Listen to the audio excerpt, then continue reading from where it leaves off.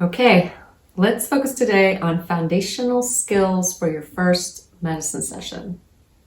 This particular talk comes out of my experience with trainees who may be very experienced therapists or clinicians who are going into the supervision phase and have their first client. And now they are about to be in the room with the client on the medicine, and they are the primary therapist. And that's a new experience and often disconcerting. There's often a sense of like, oh, now I'm actually in the room with the person. What do I actually do? This is not like normal therapy. So there's a lot of skills that go into being a psychedelic-assisted psychotherapist. But there are a few foundational things to keep in mind for your first session that if you stick to, you will be pretty safe and pretty successful. Later in your career, you may build a lot on this. You may develop quite a bit of particular style differences or techniques that are particular to you, and you'll do your own version of this work. But this particular skill set is the foundational platform that I think you will always keep and always build on. And it's critical for doing this well. Fortunately, it's really easy to remember. So what I tell people going in is that the first session with your first client, until you get used to this work, you really only need to be doing two things the entire time. One is tracking prompts, and the second is mirroring. And then you need to keep in mind the entire time with regard to pacing of what we call the non-directive approach. So I'm going to explain a little bit about all of those things so that you can visualize what that first session would look like, and you can remind yourself of these things when you're in the room, like, oh yeah, this is okay, right? So first, I'm going to take it in this order. Let's talk about pacing. Get comfortable with long silences, maybe very long silences. In fact, the bulk of the minutes of the session may be spent in silence. Obviously, this is new and different compared to regular therapy, but that may be appropriate. A lot of the time may be spending with the client's own internal experiences, and they may not be vocalizing that, and it may not always be appropriate to do that.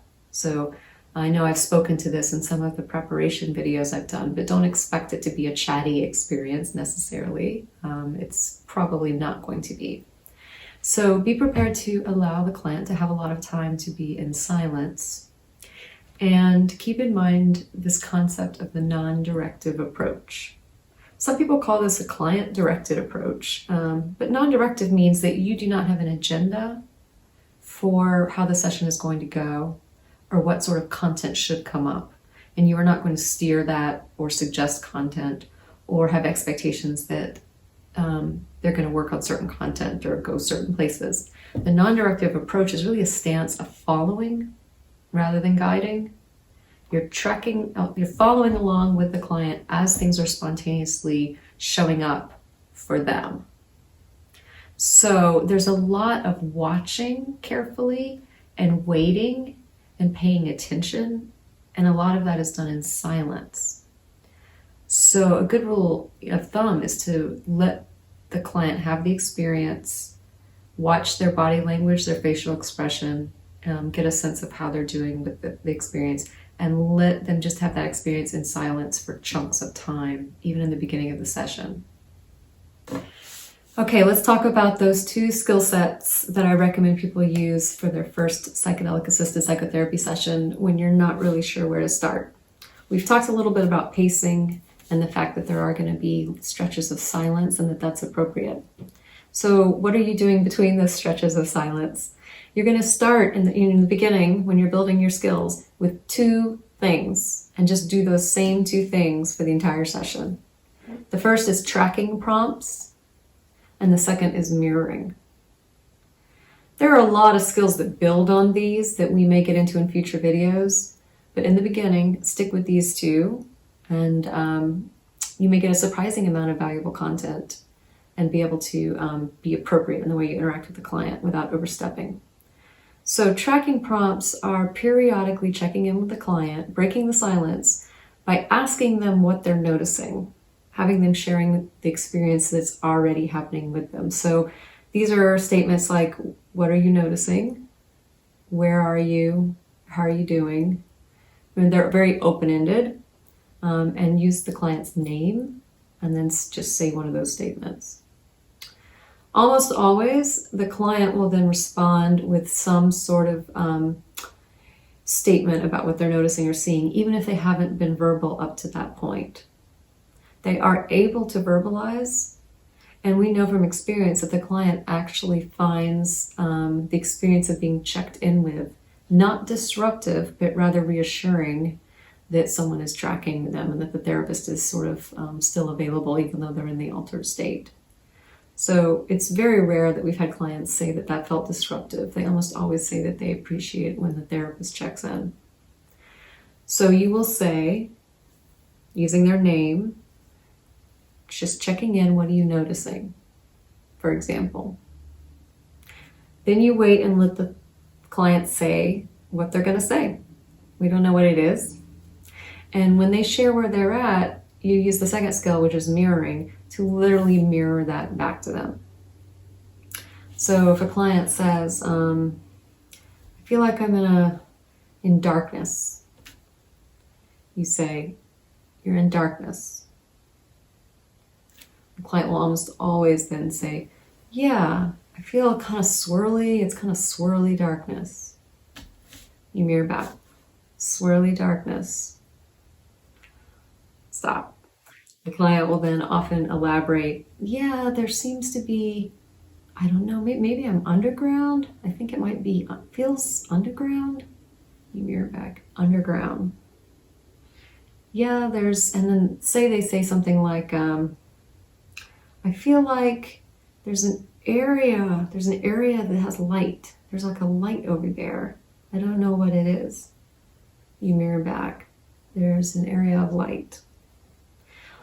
So you see, with that mirroring, I am very simply repeating back in simpler language, the simplest language possible with the fewest amount of words, their statement, so that the observer part of their mind, which is on board, realizes, oh, my therapist is hearing me and they're tracking.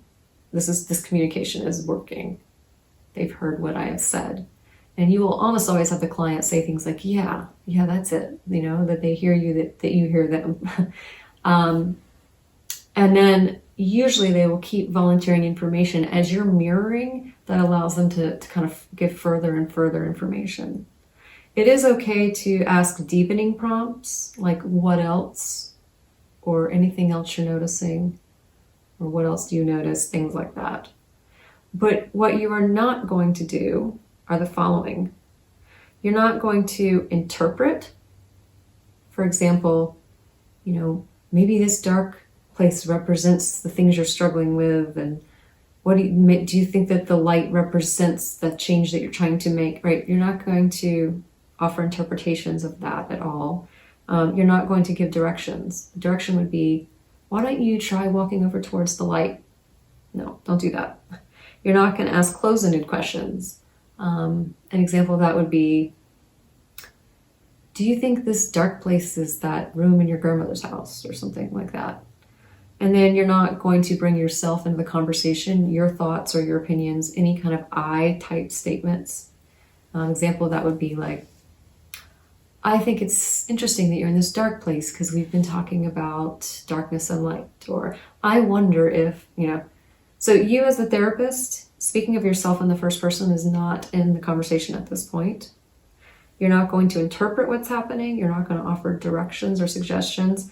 And you're not going to ask closed-ended questions.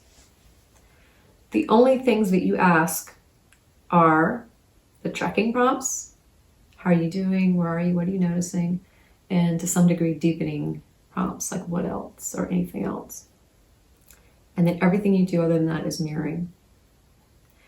I promise you, if you have some chunks of the session where that is happening, interspersed with chunks of silence, when the client sort of feels like you get your senses they want to go deeper, or just to give them some silence and let them have their experience for a while, that by the end of that 40 plus psychedelic experience, it will have been a valuable session. Both of you will have had some information about what happened. They will feel like they communicated with you. You will have some notes about what they observed or experienced to talk with them about afterwards.